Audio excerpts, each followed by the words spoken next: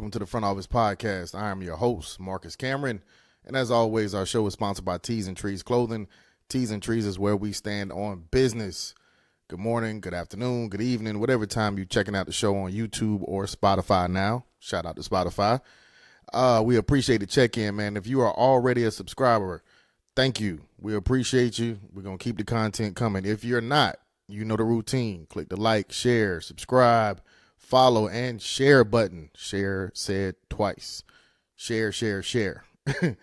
Also, click on the alerts if you're already a subscriber to make sure you get your content first. What's going on, people, man? We are just finishing up Game 3 of the NBA Finals. I don't think it needs to be said. I'm very, very extremely happy with the outcome. I thought Indiana needed to go in there and get that win, and they did. We're going to talk about how it all played out, what happened, what I thought, and predictions for Game 4 coming up right now. Game 3, the Indiana Pacers win. A tough one at home. Really good game, actually. The first two games were blowouts pretty much into the fourth quarter. Second game, Indiana wasn't able to actually come back. Tonight, it was back and forth. I thought both teams played very well. It's going to be a lot of talk in the morning about this person, that person, this person, that person. What I saw in the difference of the game, honestly, is the bench. Indiana bench produced 49 points, and OKC's bench produced 18. That's the difference. Benedict Mathurin, I believe that's his first name, 27 points. Huge game. He had a really big game, very aggressive, and they played great defense on Shay. As a team, no one person can stop Shay. He's the MVP for a reason. Moves out of this world. Plenty of money in that bag, okay? He's got plenty of money in that bag. And I thought he looked exhausted in the fourth quarter. I think Richard Jefferson said something about it, Doris Burke. They threw like 7 different defenders at him. And he had a good game. I think he scored, 28, 29, 8 assists, 4 rebounds. Good all-around game. I thought Jalen Williams was great for them. Chet was great in the first half, but he kind of disappeared in the second. I took him on the under for prize picks for 15.5 points. He covered that in the first half. Finished the game with 20. So you really didn't affect the game in the second half. And I thought that was their downfall. Caruso had 20 last game. He had 9 this game. Isaiah Joe had 18 last game. He had 3 this game. That's the big difference is the bench. All the stats match up pretty evenly. I think OKC actually shot more free throws than the Pacers. I think they shot it better from the three-point line. Rebounds were pretty even. Turnovers was a difference of 5 in favor of Indiana. It just wasn't a situation where I felt like the Thunder lost the game as much as I felt like Indiana took it, especially in the end. They paused. Jesus Christ. I do think Indiana played well down the stretch. I was a little worried because they tried to give it away a couple times. But I thought Rick Carlisle made the right adjustment. The right adjustment was to get Tyrese Halliburton in the middle of the floor with that pick and roll. Every time they get him on the wing and they run that pick and roll, they press the ball handler. They make him get that ball out of his hands. And when you're giving Obi Toppin or Miles Turner the ball, 5-6 feet behind the three-point line, it's not really a threat. Your defense has time to get back into position to be able to guard again. Whereas once Halliburton actually goes downhill and he's in the middle of the floor and he gets that pick and roll, it's a different scenario. Now everything opens up. Everything opens up. You got corner shooters, Mathurin, 23. I can't remember his name. You know what time it is. It's early in the morning, and I'm definitely a little stoned. But overall, I was very impressed with Indiana's down the stretch play. Tyrese Halliburton made some big shots in the clutch. Mathurin, I can't say enough about. 27 points off the bench is crazy. That's like, he almost had the 30 ball off the bench. Aaron Neesmith is the guy I'm thinking of. Had a decent game. Nembhard was a little ineffective, but played good defense. And that's what they need. That's what I've been saying the whole time. Like, they have bodies to throw at Shay, and I thought it kind of wore him down tonight. Harkenstein was not much of a factor. I'm not sure why the OKC Thunder coach is not playing the big lineup.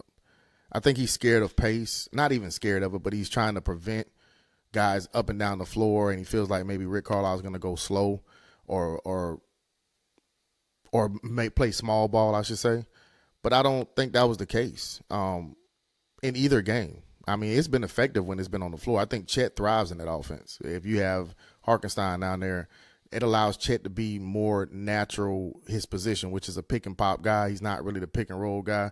And I thought they were super physical with Chet in the second half. He had a really good first half. They locked that shit down in the second half.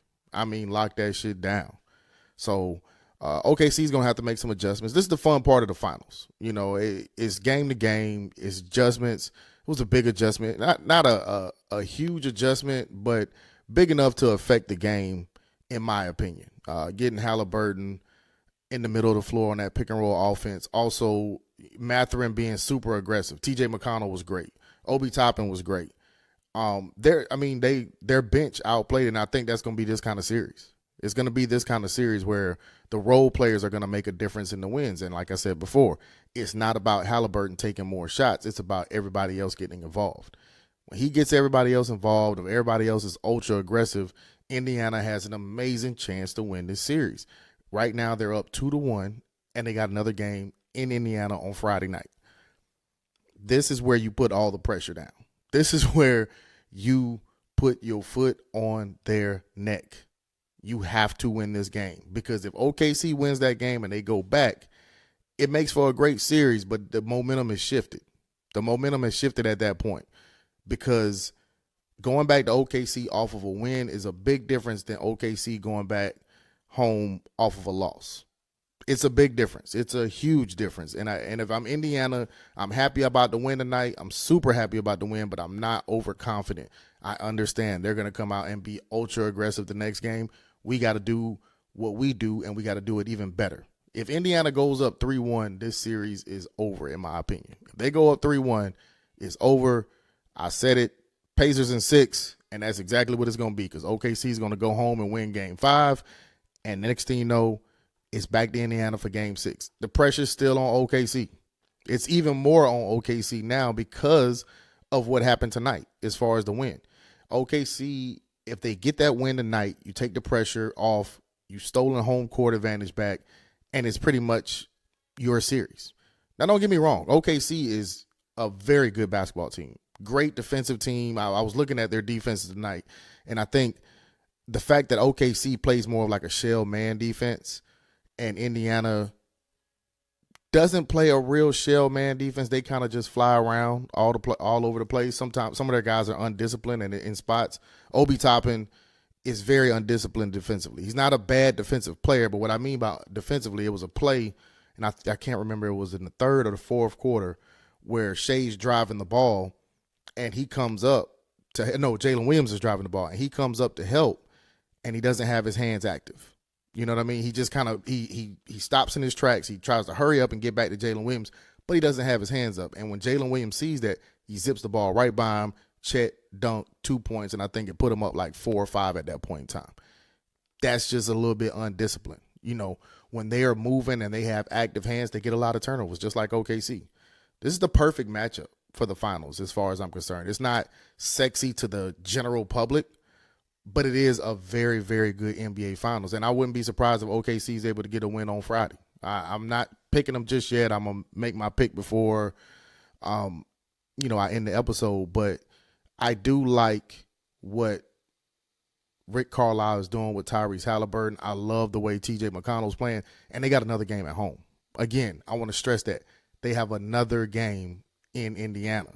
So they didn't have a letdown in Game 3. If they don't have a letdown in Game 4 and they somehow actually pull that off, I'm telling you, man, Pacers in 6. I've been screaming this shit, man. Pacers in 6. This is crazy. And I got a question. If Shay doesn't win this, where does that put him as far as this season? Because he's had an amazing season. He really has. Shay has had an amazing season. MVP, first team, All-NBA, All-Star, of course, Western Conference Final MVP, scoring champ. I mean, that's like 5 of the major 7 categories in the NBA as far as awards are concerned. To lose in the finals would be crushing to that team. Now, the good thing about OKC is They don't have to do much to break that team up or fix that team. They're in a great position. They're probably in the best position in the NBA as far as their roster, what they have, their depth, coaching, their culture's in place. But if they lose this finals, does this negate Shay's MVP? And when I say negate, does it hold as much weight now? Because you didn't win the championship. You got all the way there, and if you get beat by a team which most people said it wasn't going to be a series, OKC in 4, OKC in 5, do you look at it differently? I don't, but I know how the general masses look at things, and they look at failure, and they like to point the finger whether you win or whether you lose. So that will be very interesting to see. I love to see how that plays out. But, again, it's still a lot of series left. You know, we're only through game 3. Indiana's up 2-1. Great game by Tyrese Halliburton tonight. I thought he was very aggressive. Siakam, he covered for me. Shout out to him. He had a pretty good game. I thought Miles Turner, while he didn't score a lot of points, was very, very good for them defensively in that fourth quarter. It was a couple plays when he blocked Chet like twice in the fourth quarter, once on the three-pointer, once when Chet had the ball down low. And I thought he kind of just out-physical Chet in the fourth quarter. That was a good matchup. And I think OKC is going to have to make adjustments. They will. They'll make adjustments.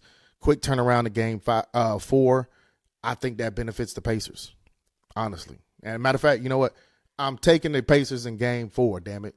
I'm taking the Pacers in game 4 because this is a team that is just like, they are the mirror spitting image of OKC. The only difference is their star doesn't do what OKC's star does. Shay is a fucking machine. You know what I mean? He can go out there and get 37 and 6 and it's nothing. It's easy for him. Halliburton is not going to give you 37 and 6. He's probably going to give you 18, 11 and 9. I think he had 21 tonight or 23 or some shit like that. 11 rebounds. I think he had 11 dimes, 9 rebounds, almost a triple-double. Tyrese Halliburton, again, star. I'm not ready to say superstar yet, but I promise you, if he wins or if they win and he wins finals MVP, you're going to have to put superstar on his name. He is definitely going to be marketable, and it's another person that you kind of got to put up there and be like, oh, is this person the face of the NBA?